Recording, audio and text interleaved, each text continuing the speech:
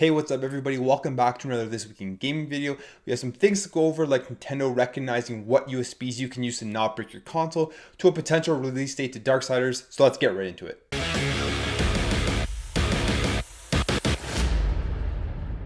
So as we know, since the release of update 5.0.0 for the Nintendo Switch, third-party docks have been bricking Nintendo Switch consoles.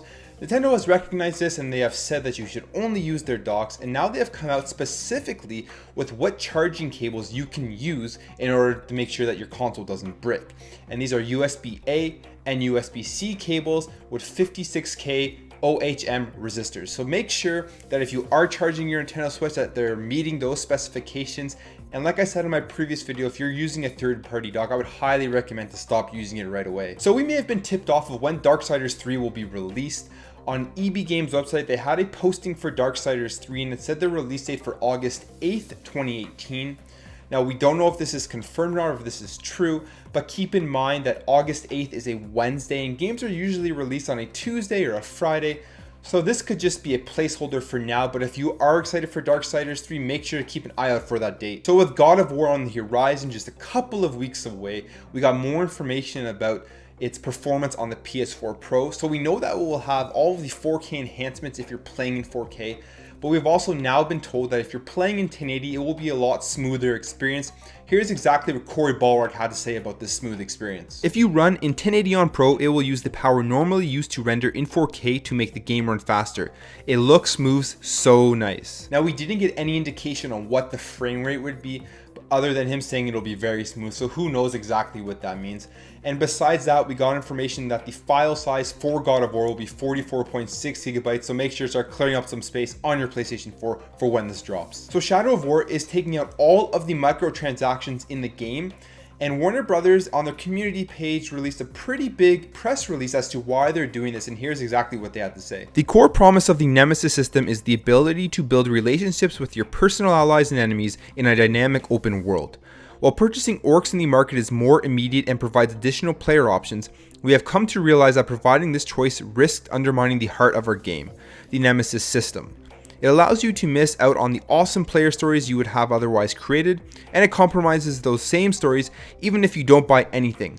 Simply being aware that they are available for purchase reduces the immersion in the world and takes away from the challenge of building your personal army and your fortresses. In order to fully restore the core promise of the Nemesis system, we'll be permanently removing gold, war chests, and the market from Shadow of War. This means the option to purchase gold with real world money and the ability to gain orc followers from war chests will be removed. There will be a specific amount of time given for players to utilize their unused gold. If players have unused gold by the end of the time allotted to spend it, any remaining gold will be converted to in-game items. Now, the date that you will need to spend your in-game currency for you not to lose it or turn it into in-game items will be July 17th. I think this is an awesome decision by Warner Brothers. It really will, I think, like they say, bring you back into the immersion of the game and actually going out and trying to build those relationships with those orcs with the Nemesis system.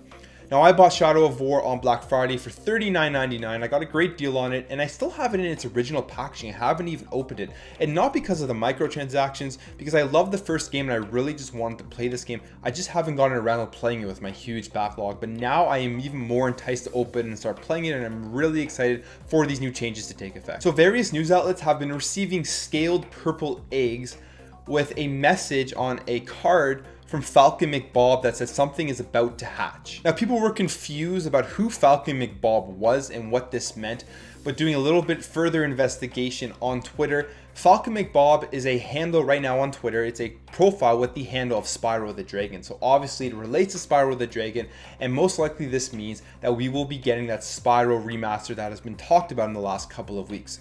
To go even further into this, to be updated by this, the Crash Bandicoot account on Twitter is now following Falcon McBob, and they only follow about 14 or 15 accounts, so it's the official account following it, so that completely makes sense. Now it's pretty much just a matter of time before we get that announcement of Spyro the Dragon Remastered. So the new SpiderMan game coming out for the PlayStation 4 that is being made by Insomniac, they have released a bit more gameplay on it and a little bit more information about the game.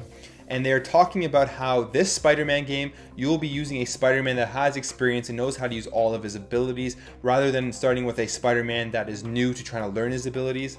As well as the story will still be an underdog story like Spider-Man usually is, and they showed off gameplay of it, and it looks so good. It looks so smooth, so fast, and the combat looks amazing. I'm really excited for this game to come out. It's probably one of my most anticipated games of the year.